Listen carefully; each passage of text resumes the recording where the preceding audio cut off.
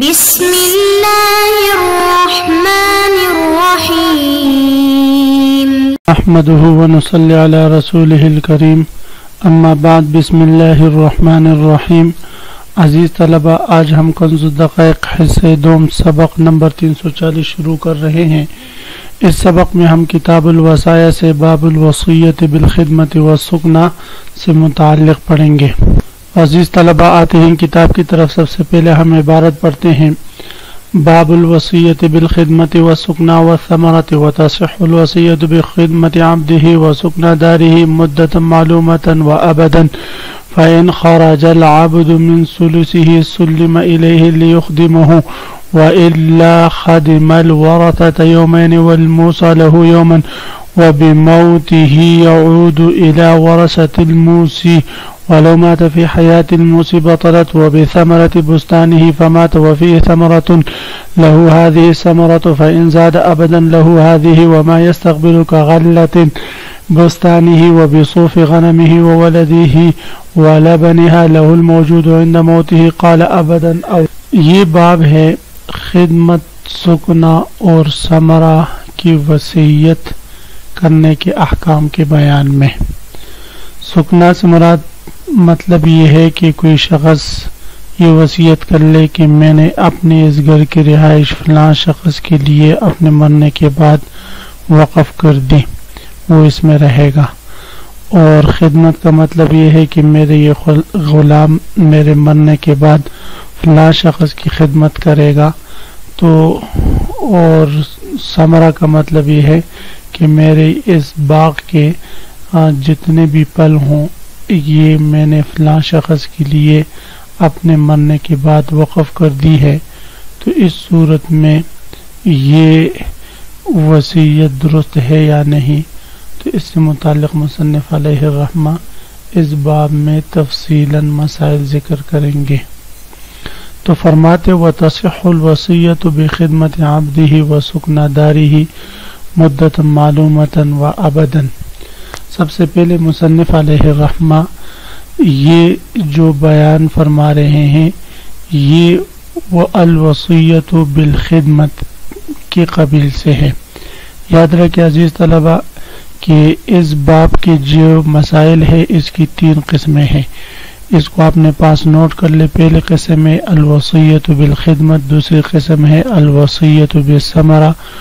اور تیسری قسم ہے الوصیت بزوائد الحیوان۔ مصنف علیہ الرحمہ ان تینوں قسموں کی تفصیل ذکر فرمائیں گے۔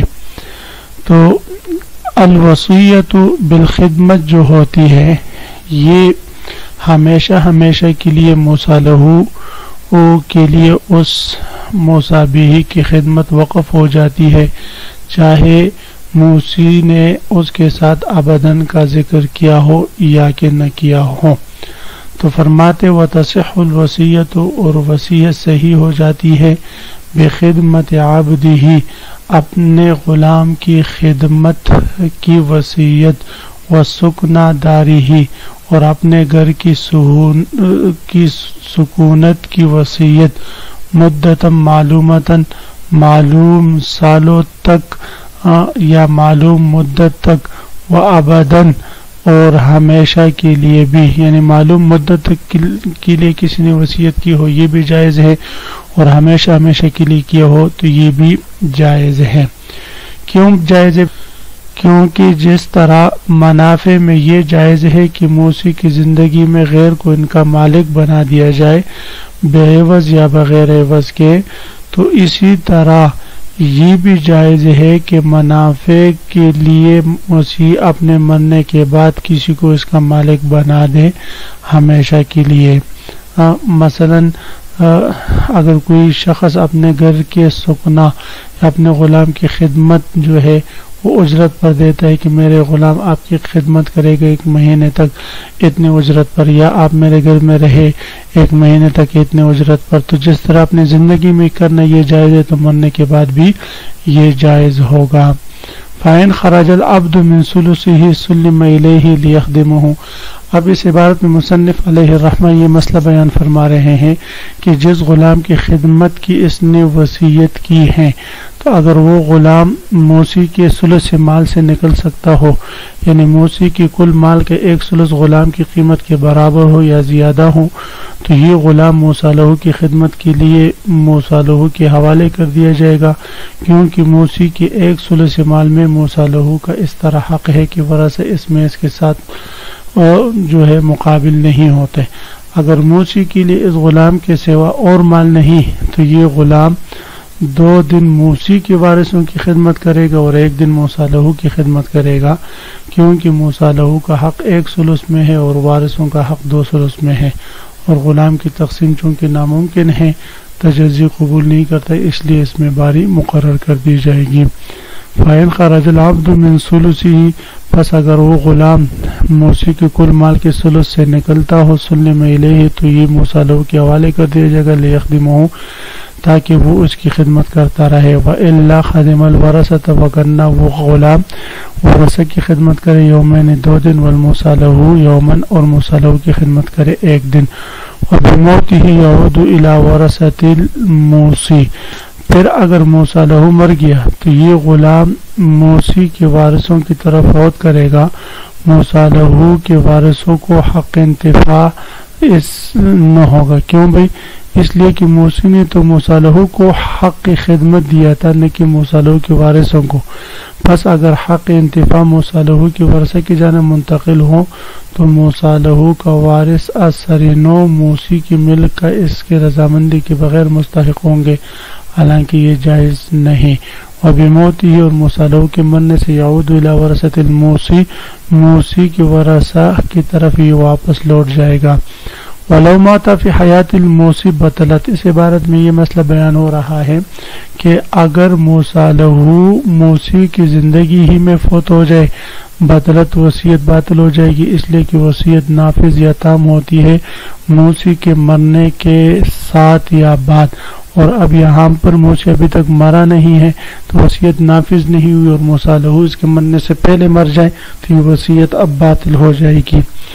وَبِثَمَرَةِ بُسْتَانِهِ فَمَاتَ، اس عبارت سے مصنف علیہ الرحمہ اس باب کی دوسری بحث ذکر فرما رہے ہیں، یعنی الوصیت بِثَمَرَةِ، ثمرہ یعنی کسی چیز کے پھلوں کی وصیت کا بیان۔ یاد رکھیں عزیز طلبہ کہ پھلوں کی وصیت کے بارے میں یہ مسئلہ ہے کہ اگر موجود ہو پھل تو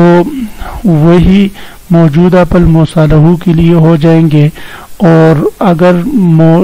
البتہ اگر اس موسی نے ابداً کے ساتھ کہا ہو کہ لہو ثمرۃ بستانی ھذا ابداً، کہ اس کے لیے میرے اس باغ کے ثمر ہے ہمیشہ ہمیشہ کے لیے، تو فرماتے اس صورت میں پھر معدوم اور غیر معدوم دونوں، موجود اور معدوم دونوں پھل اور جو ہے وہ موسیٰ لہو کے لیے ہوں گے۔ تو فرماتے وہ بے ثمرۃ بستانی، اگر کوئی وصیت کر لے اپنے باغ کے پھلوں کی، فماتا، پھر خود فوت ہو جائے، وفیہ ثمرۃ، اس حال میں کہ اس باغ میں پھل موجود ہو، لہو ہذہ ثمرۃ، تو اس موسیٰ لہو کے لیے صرف یہی موجودہ پھل ہوں گے تنہا، اس سے زیادہ نہیں ہوں گی، اس لیے کہ اس میں اس نے ابداً کی قید نہیں لگائی تھی۔ فَإِن زَادَ ابداً، ہاں اگر موسی نے ابداً کا لفظ بڑھایا، مثلا لہو ثمرۃ بستانی ابداً کہا تو لہو ہذہ، تو پھر موسیٰ لہو کے لیے یہ موجودہ پھل بھی ہوگا، وما یستقبل، اور آئندہ ہونے والا پھل بھی ہوگا، کغلۃ بستانی، جس طرح کی کوئی شخص اس طرح وصیت کر لے کہ لہو غلۃ بستانی، کہ فلاں شخص کے لیے میرے اس باغ کے محصولات میں نے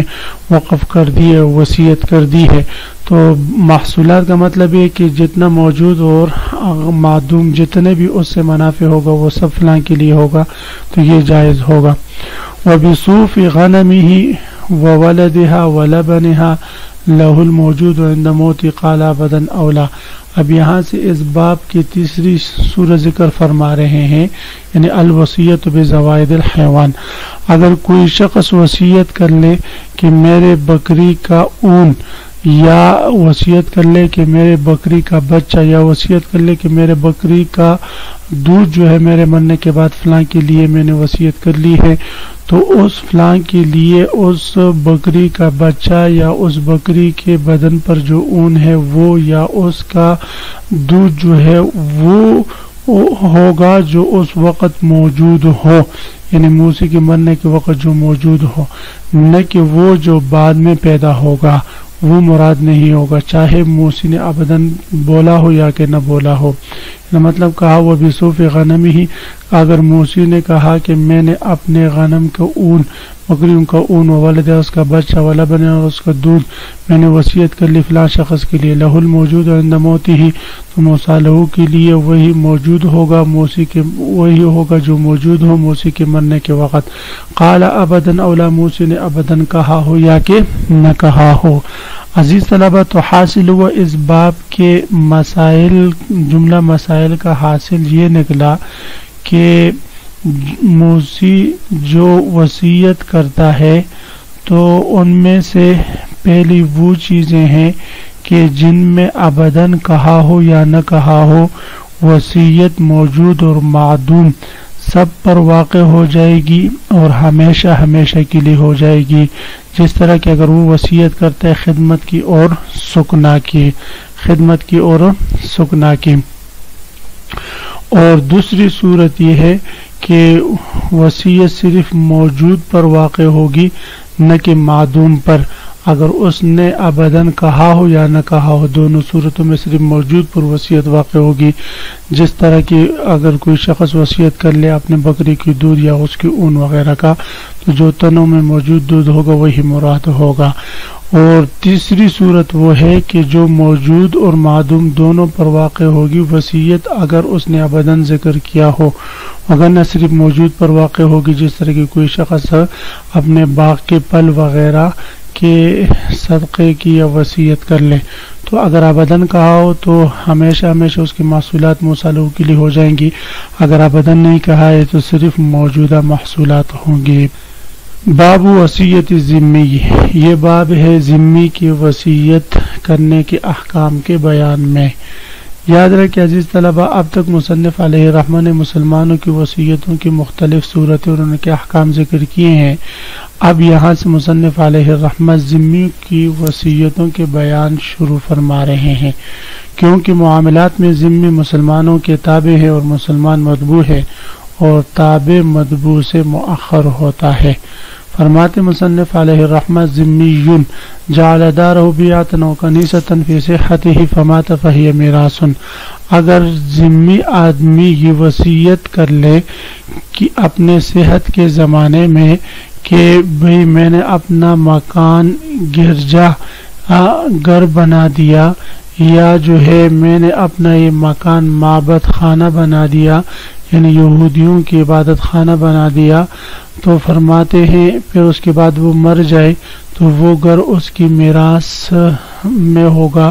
اور ورثہ میں وہ تقسیم ہوگا۔ کیوں بھئی امام صاحب رحمہ اللہ تعالیٰ کے نزدیک تو یہ وصیت لازم ہی نہیں ہوئی، کیونکہ ان کے ہاں ذمی کا وقف جائز ہی نہیں، اور صاحبین رحمہ اللہ تعالیٰ کے نزدیک اگر ذمی کسی ناجائز کام کا وقف کرتا ہے تو وہ جائز نہیں، یعنی گناہ ہو تو لازم نہیں ہوتا ورنہ لازم ہو جاتا ہے، اور یہاں پر یہ وقف صحیح نہیں، وجہ یہ ہے کہ یہاں پر اس نے گناہ کے لیے وقف کیا ہے۔ تو فرماتے ذمی جعل دارہ، ذمی نے اگر اپنا گھر بیعہ بنا دیا، بیعہ کہتے ہیں گرجا گھر کو، عیسائیوں کی عبادت خانے کو، کنیسے کہتے ہیں یہودیوں کی عبادت خانے کو، فی صحتہ ہی اپنی تندرستگی کی حالت میں، تو فمات پہ اس کے بعد فوت ہو گیا، فہی میراث، تو اس کی طرف وَإِنْ أَوْصَىٰ بِذَاكَ لِقَوْمٍ مُّسَمَّيْنِ فَهُوَ مِنَ الثُّلُثِ، اور اگر ذمی نے یہ وصیت کی کہ میرے اس مکان سے فلاں معین قوم کے لیے گرجا گھر بنائے یا یہودیوں کا عبادت خانہ بنایا جائے، تو چونکہ یہ وصیت ہے لہذا یہ صحیح ہوگی اور ثلث مال میں نافذ ہوگی، کیونکہ وصیت میں کسی کو اپنا خلیفہ اور موسیٰ بھی کا مالک بنایا جاتا ہے، اور ذمی کا استخلاف بھی جائز ہے اور تملیک بھی جائز ہے، لہذا یہ وصیت جائز ہوگی. وَإِنْ أَوْصَى بِذَلِكَ لِقَوْمٍ مُسَمَّيْنِ اگر اس نے اس کو گرجا گھر بنایا متعین قوم کے لیے فَهُوَ مِنَ الثُّلُثِ تو یہ وصیت ثلث سے نافذ ہوگی. وَبِدَارِهِ كَنِيسَةٍ لِقَوْمٍ غَيْرِ مُسَمَّيْنِ صَحَّتْ اگر اس نے اپنا گھر عبادت خانہ بنایا گرجا گھر بنائے ایسے قوم کے لیے جو غیر متعین ہوں تو یہ صحیح ہے کہ وصیت حربی مستأمن بکل مالہ لمسلم او ذمی جس طرح کہ اگر حربی وصیت کر لے حربی جو مستأمن ہو وہ اپنے کل مال کی وصیت کر لے مسلمان کے لیے ذمی کے لیے وہ جائز ہوتا ہے. صاحبین نے اللہ تعالیٰ کے ہاں یہ بھی جائز نہیں یعنی اگر اس نے اپنا گھر کو گرجا گھر بنایا ایسے قوم کے لیے جو غیر متعین ہو متعین قوم کے لیے تو ٹھیک ہے تو امام صاحب کے ہاں یہ بھی صحیح ہے اور البتہ صاحبین کا اس میں اختلاف ہے اور یہ امام صاحب قیاس کرتے ہیں اس کو کہ وصیت حربی مستأمن جس طرح کہ حربی مستأمن اگر وصیت کر لے بکل مال ہی اپنے کل مال کا مسلمان یا ذمے کے لیے تو جس طرح اس کی وصیت جائز اور نافذ ہوتی ہے تو اسی طرح اگر وہ اپنا گھر عبادت خانہ بنا لے غیر متعین قوم کے لیے تو یہ بھی جائز ہوگا. عزیز طلبہ اسی کے ساتھ آج کے سبق کے اختتام ہوا. آج ہم نے 2 ابواب پڑھے ایک باب وصیت ذمی اور دوسرا باب الوصیت بالخدمت والسکنا والثمرۃ. آپ حضرات اس کو خوب غور سے سنے سمجھے. اللہ ہم سب کا حامی و ناصر و آمین. وآخر دعوانا ان الحمد للہ رب العالمین.